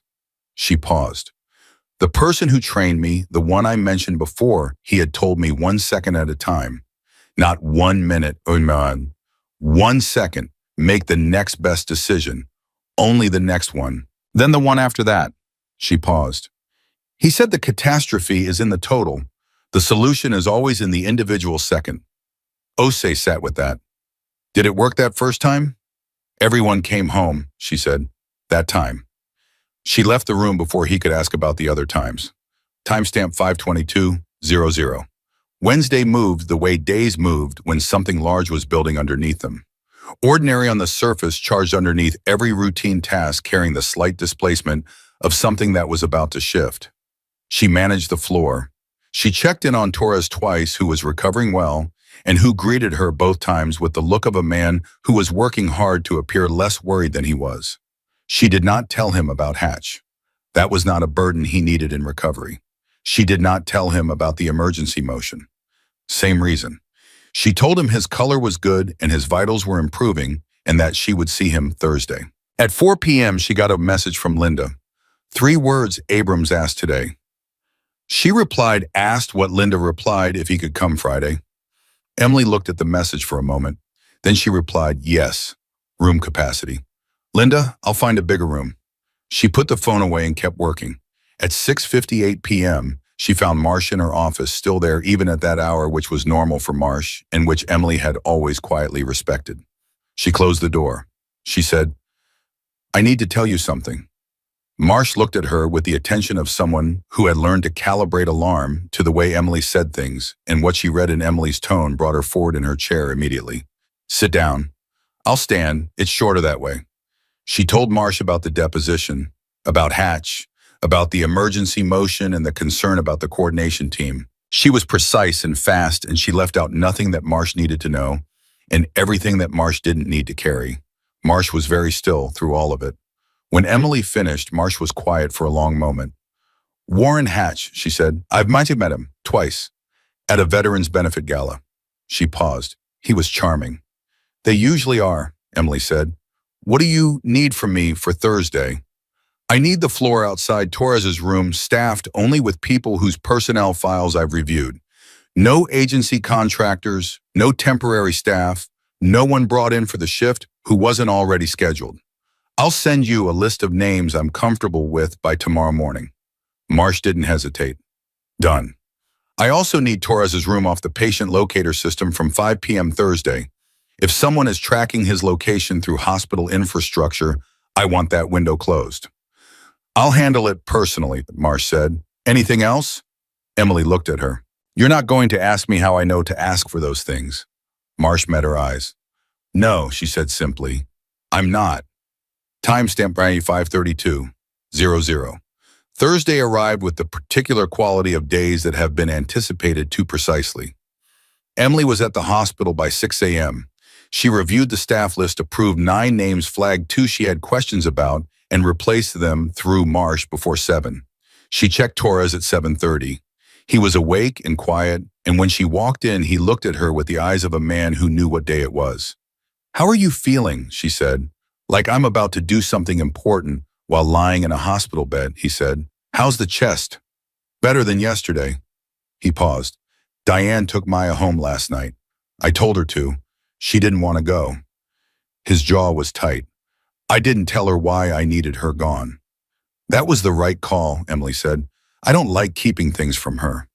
You're keeping her safe, Emily said. There's a difference, he looked at her. Do you ever get used to that, the line between keeping people safe and keeping them in the dark? She was quiet for a moment. You learn to draw it more carefully, she said. You don't exactly get used to it. He nodded, accepted that. She checked his vitals one more time. Everything was holding. She adjusted his position slightly, the kind of small, precise adjustment that reduced thoracic strain during speech, because he was going to be talking tonight and she needed his chest to be able to handle it. You ready? She said. Not even slightly, he said. Let's do it anyway. By 5:30, the floor was exactly as she had arranged it. 9 people whose backgrounds she had reviewed, a floor configuration she had walked 3 times.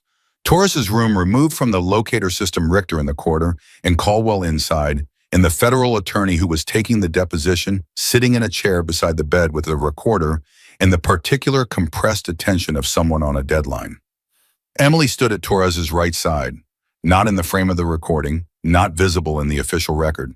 Just there the way she had always been there, in the way that didn't show up in any document, but that was the thing between the person in the bed and the outcome on the other side. The recording started at 6:02 p.m. Torres spoke for 41 minutes without stopping. His voice was rough and his chest hurt, and he kept his eyes on the middle distance, the way people do when they're reaching back for something they have been carrying for a long time and finally putting it down.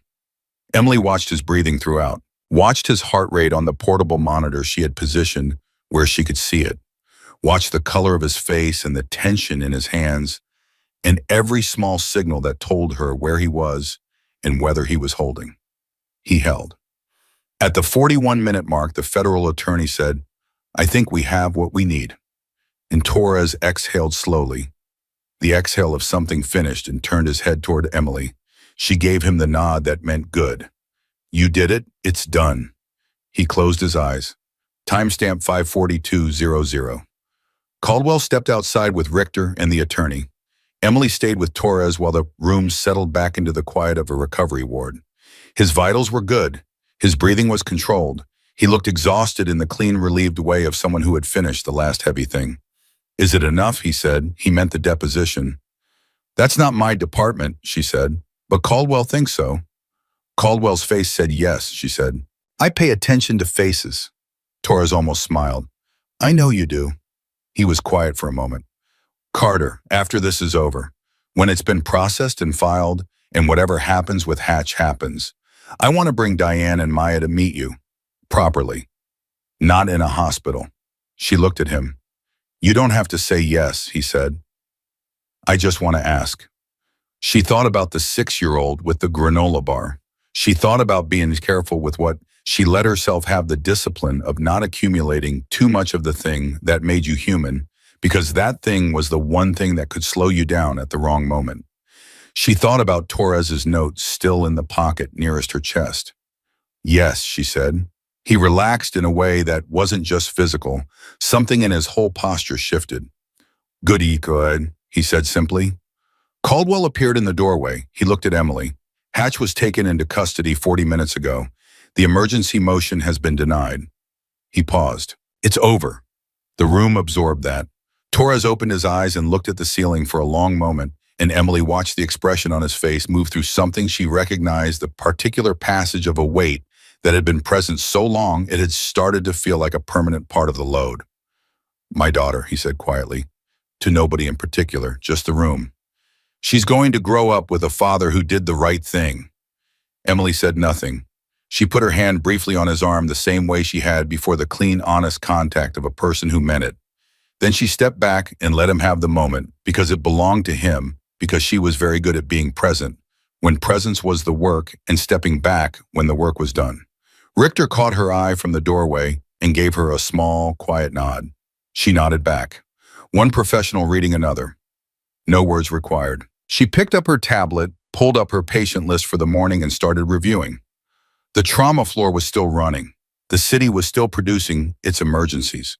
Wu and 6 first years and Osei and Abrams would be in a conference room Friday morning with notebooks and unresolved cases. Everything was moving. She moved with it. Friday morning arrived the way mornings arrive after something has been resolved, quieter than expected, with a quality of ordinary light that felt almost unearned. Emily was at the hospital at 6:45.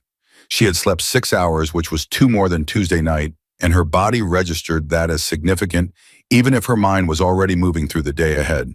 She checked Torres first. He was asleep, which was the best possible thing, deep and real, and the kind of sleep that came after a person had put down something they had been carrying for a long time. His vitals were exactly where she wanted them. She stood in the doorway for 10 seconds, confirmed everything she needed to confirm, and left him to it. She checked Martinez next. The officer was sitting up eating breakfast and looked at Emily with the directness of someone who had been waiting. "My union rep called yesterday," Martinez said. "She said the hospital is submitting some kind of commendation for the response at O'Hare. For you specifically." "I heard something about that," Emily said. "I want to add something to it," Martinez said. "Personally, something separate from the official report." She paused. "The way you talked to me when I was on the ground. You told me I went first because I was the most critical. You told me that in front of everyone. You didn't have to say it that way. It was accurate. It was also kind." Martinez looked at her with the steady eyes of someone who had been in enough hard situations to know the difference between efficiency and intentional humanity. You could have just done the procedure without explaining. I would have survived either way, but you explained it. She paused. That mattered. More than I can tell you. Emily held her gaze. You're a good officer, Martinez. The way you held on, the way you stayed conscious and responded to commands even in that condition. She paused. That mattered too. More than you know. Martinez looked away briefly, which was the response of someone who had been raised to receive injury with more grace than kindness. Then she looked back. When can I get out of here? 48 more hours if your lung function continues on the current trajectory, Emily said. Then limited duty for 3 weeks. Then we'll reassess. I hate limited duty. I know. Do it anyway. Martinez almost smiled. Yes, ma'am, she said.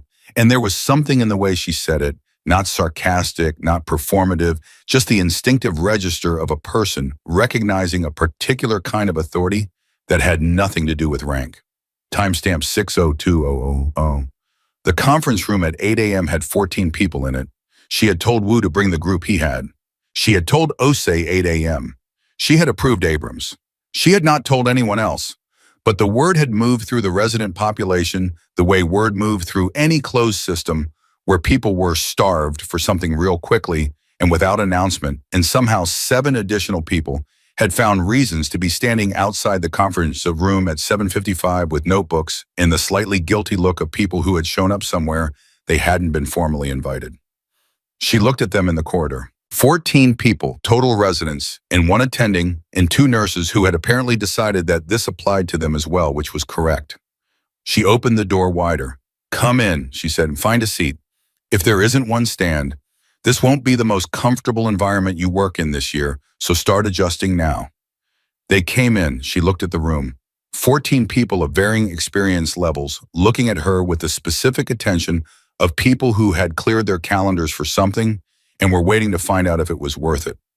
Last week, she said 3 people almost died in an airport because the medical team on site was not structured to handle real-world trauma. That is not an indictment of their training. It is an indictment of a system that trains physicians to perform well under conditions that controlled environments permit and leaves them without tools for the conditions that don't.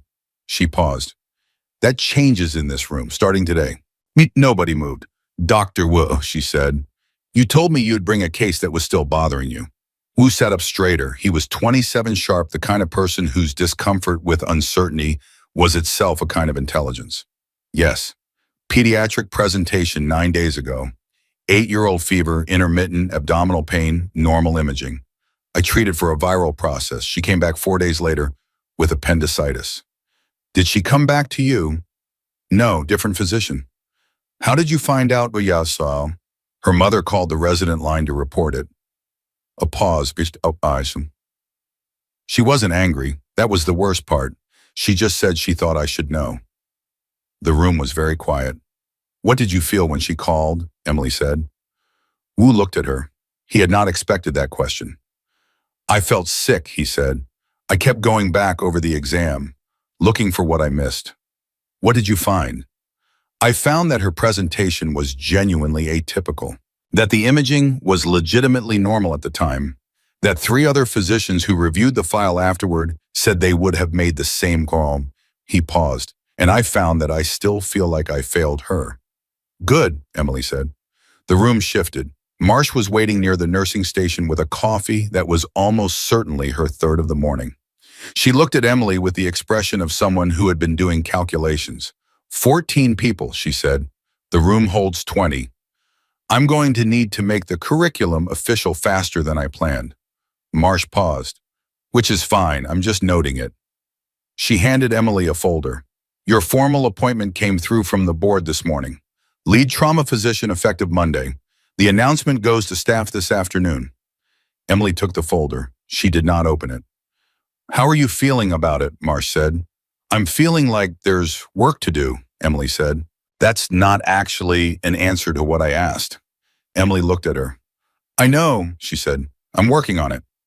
Marsh almost smiled. You said that before. I mean it more now, Emily said.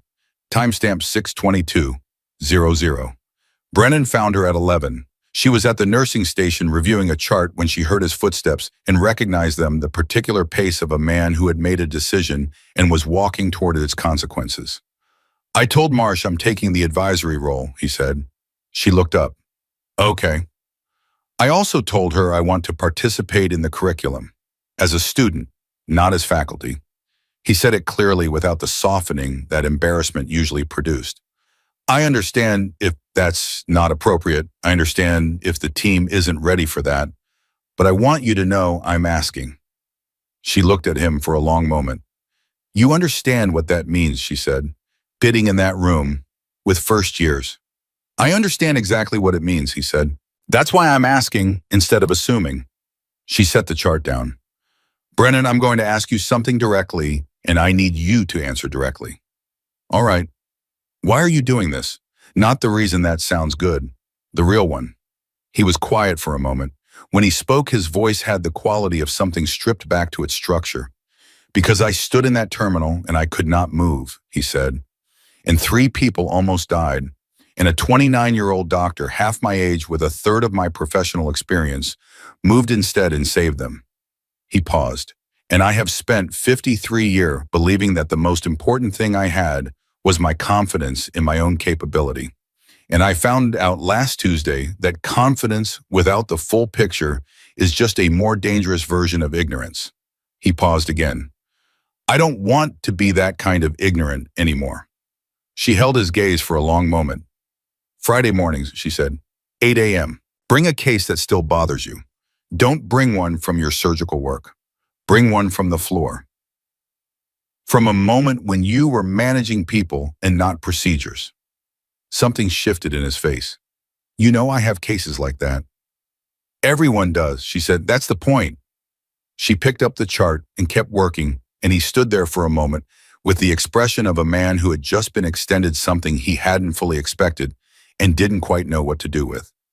Then he nodded once and walked away. Linda appeared at Emily's shoulder approximately 3 seconds later with the timing of someone who had been waiting for exactly that conversation to end. "I was not eavesdropping," Linda said. "You were absolutely eavesdropping. I was nearby in sound travels." She paused.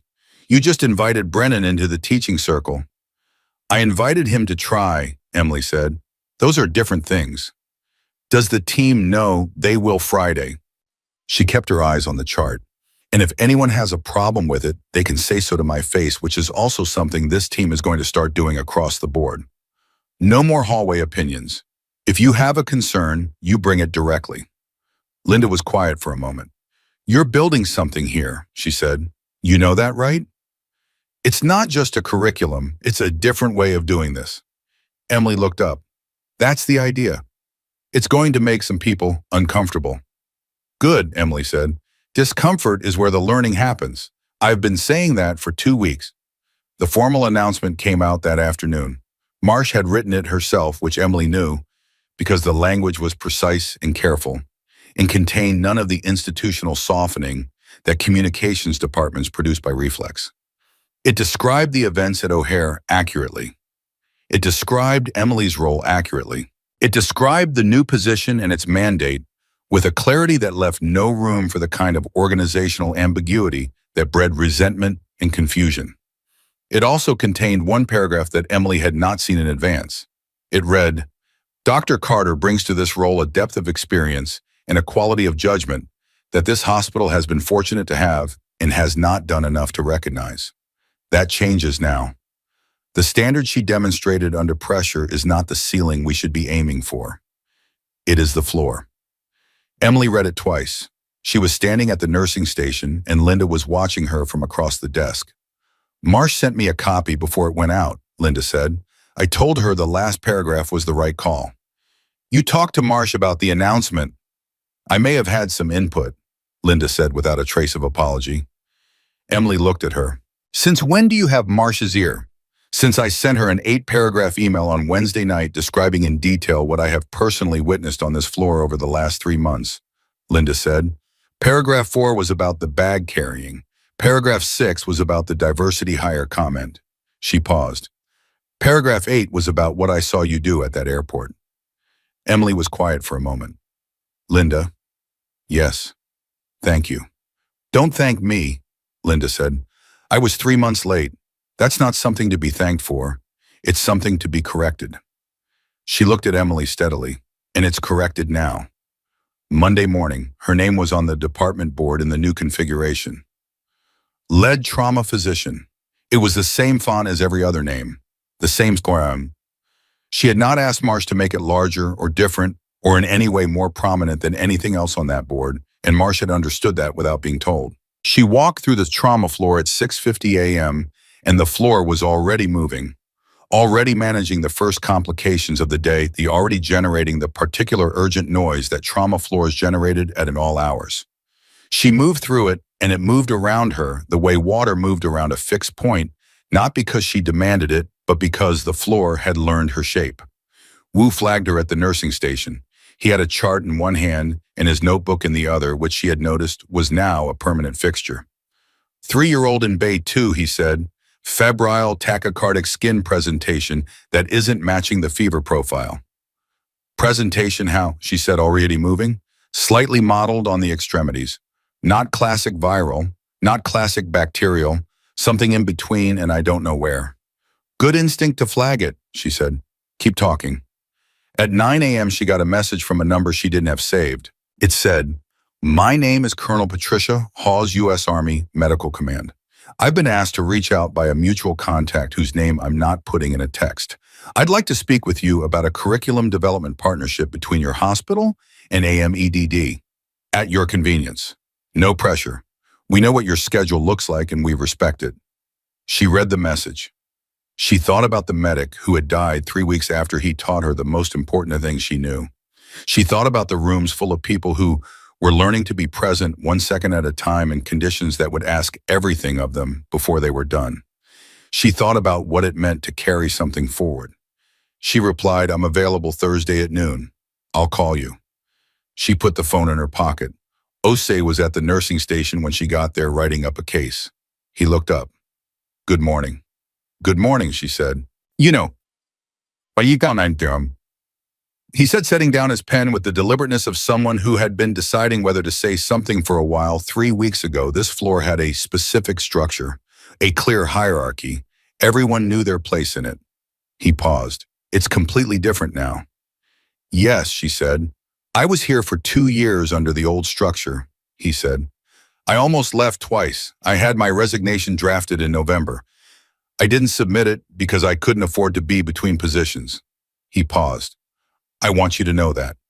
She looked at him. I'm not going anywhere now, he said, in case that matters.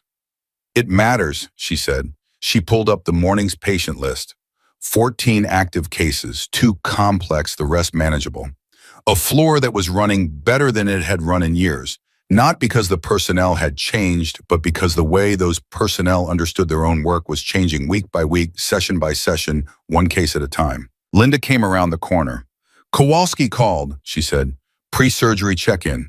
He asked me to tell you that his wife made him promise to say thank you 1 more time, even though he's already said it twice.